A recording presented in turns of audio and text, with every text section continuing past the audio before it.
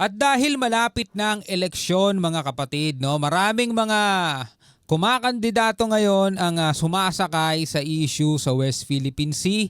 Yung mga tunog pro-China, pinipilit mga tol na hindi sila pro-China at pinagtatanggol nila ang West Philippine Sea. At the same time, ang panawagan nila ay hindi natin kaaway ang China, which is hindi naman nila kailangan ipaliwanag pa yun dahil di naman talaga nating kaaway yan. Sila ang umaaway sa atin eh.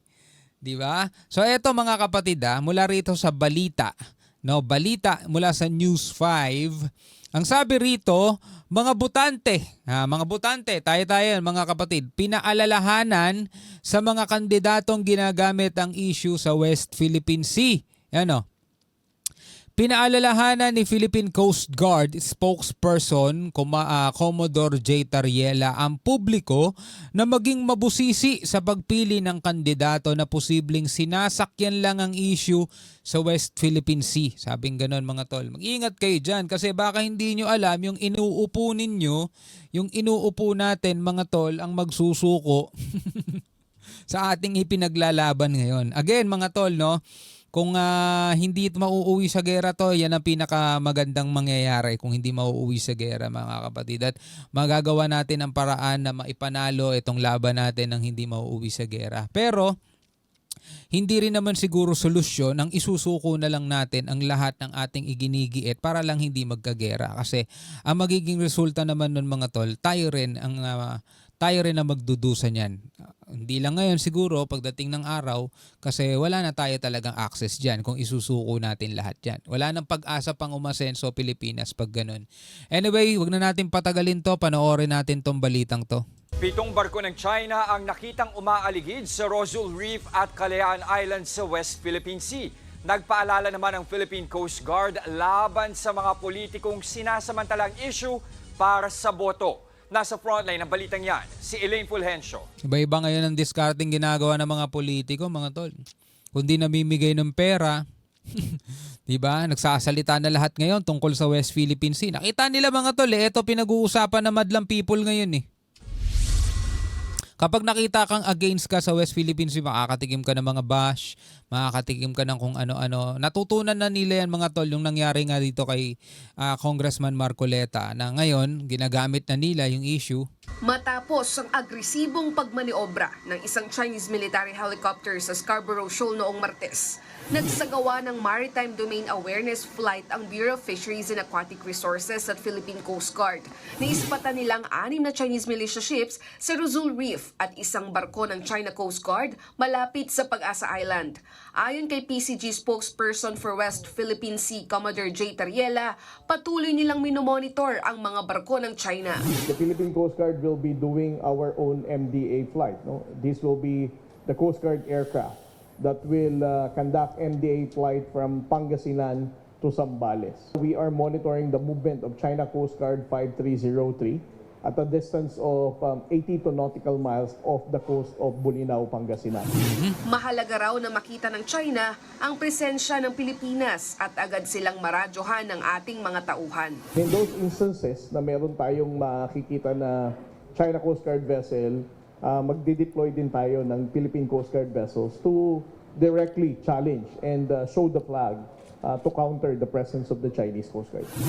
Ngayong papalapit na ang Bilang Pilipino 2025, binigyang diin ni Tariela ang usapin tungkol sa pagprotekta sa ating teritoryo.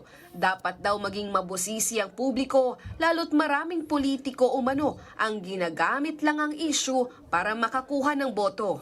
Wala nang Pilipinong mabubudol na sasabihin mo magje-jet ski ka, dala mo ang Philippine flag. May pinatatamaan si Commodore. Wala nang Pilipinong mabubudol na sasabihin mo mag-jet ski ka at dala-dala mo ang Philippine flag. Ay, nako po. Mabubudol na sasabihin mo magje-jet ski ka, dala mo ang Philippine flag. Alam mo, nangangamba rin ang mga Coast Guard mga tol eh. Kasi once, mga kapatid, na naig ang mga politiko na alam mo yon, may pag-ibig, ibig sabihin may malapit na relasyon mga tol sa China, which is hindi naman natin minamasama. Again don't get me wrong, hindi naman natin minamasama. Ang ibig ko lang sabihin, mga politikong hindi nila kayang, alam mo yun, hindi nila kayang tuligsain ng China kahit na wina-water cannon tayo. Kapag tinanong mo sila, no comment, di sila makapagbitaw ng mga batikos kasi nga close sila, alam mo yun, di ba? May mga politikong ganyan eh. Wina-water cannon tayo mga tol, pero pag in-interview mo sila, anong sasabihin mo sa mga ginagawa ngayon ng mga China sa ating mga Coast Guard? Sasabihin nila no comment. Natatakot sila magbitaw ng mga salita, mga kapatid, o makapambatikos man lang o maipagtanggol man lang yung sarili nilang bayan kasi nga mayroon silang relasyon na iniingatan at ayaw nilang masira yon mga tol. Eh kung ganun, parang mas matimbang yung relasyon mo sa kanila kaysa sa relasyon mo sa mga mamamayang Pilipino na nag-iintay, gumawa ka ng aksyon bilang taong inihalal dyan sa posisyon na yan, di ba? Iniintay nilang gumawa ka ng aksyon, iniintay ng mga mamamayang gumawa ka ng aksyon para ipagtanggol mo yung sarili mong bansa. Kasi dito ka naka-position, hindi naman dun sa China eh. Pero wala, mas matimbang yung relasyon eh, di ba?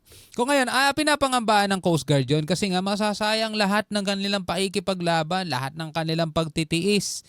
Di ba? Pagtitiis mga kapatid kasi talagang tatanggapin na lang nila yung mga pang-water cannon, pagbangga ng hindi man lang pumapalag, tinitiis nila yon mga tol para maipakita sa ating lahat na handa silang gawin mga kapatid ang nararapat. Wag lang mang ilagay ang ating bansa sa alanganin.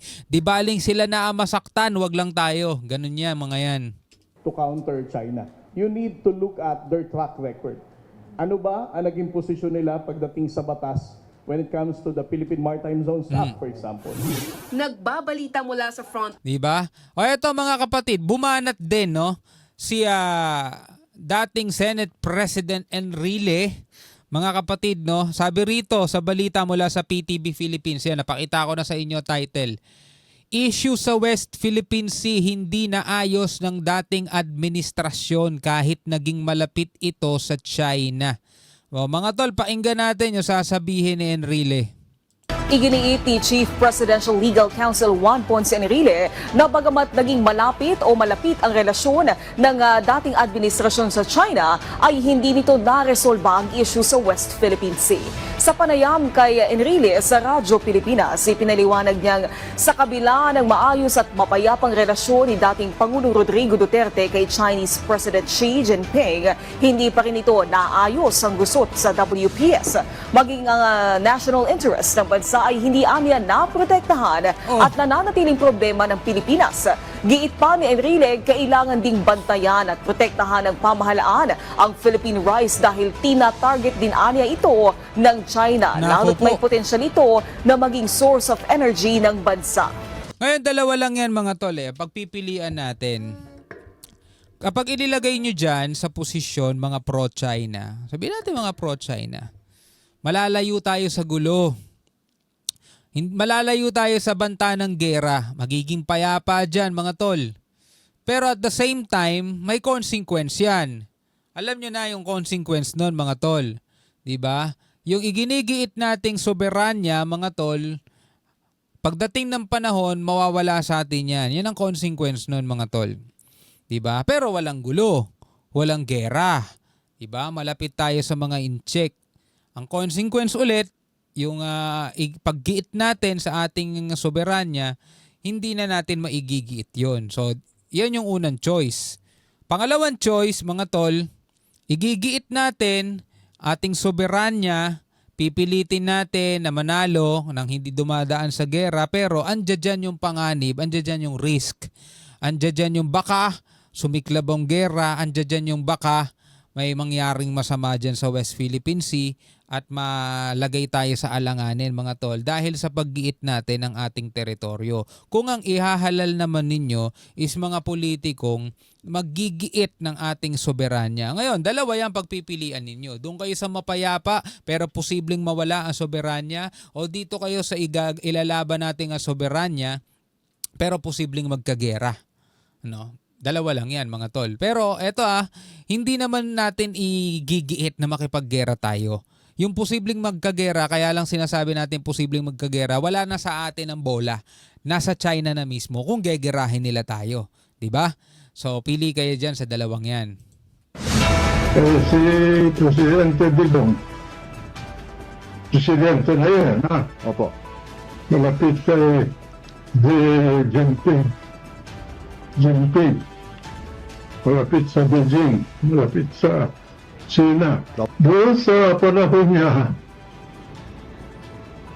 meron tayong peaceful relations sa China.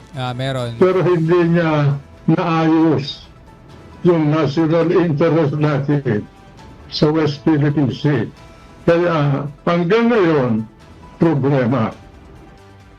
Kasi nga, yung kamay na bakal policy ng dating Pangulo ay sa mga Pilipino lang talaga nagamit. Pagdating sa laban sa ibang bansa, mga kapatid, yung kamay na bakal niya ay naging malambot, mga tol eh.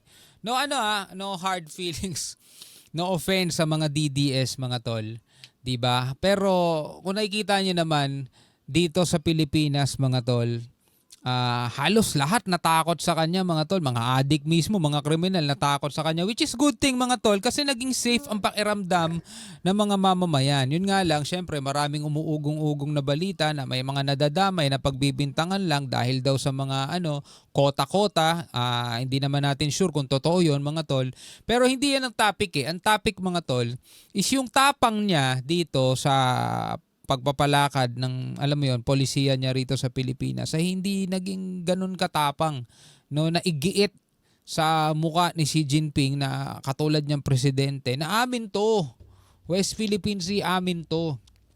Hindi, mga tol eh. Pumunta siya doon, sabing gano'n ni Albino, dala-dala niya yung 2016 arbitral ruling. Sinabi niya kay Xi Jinping, amin yan. Diba? So sabi ni Xi Jinping, di namin nire-recognize yan. Pagbalik niya, meron siyang $24 billion na pledge. yung paggiit sa teritoryo, pinurso niya daw, pero wala naman daw nangyari. Di, wala. No, ganun na lang yun, mga kapatid, no? Ngayon, eto na. Magpahanggang ngayon ay problema pa rin natin itong panggugulo ng China dito sa West Philippine Sea. Kaya nga ang panawagan dito ni Commodore J. Tariela, mag-ingat kayo sa inyong mga iboboto, mga tol. Again, hindi natin papakialaman kung sino yung mga gusto nyong iboto. Malaya kayo dyan. Diba? Ako rin, hindi ako namimili kung sinong iboboto ko no? Hindi ako namimili dyan, mga tol. Anyway, bilang isang Pilipino, masasabi nyo? Comment na lamang kayo sa ibaba. Hanggang sa muli, ako nga pala si Shobaldi. Peace out.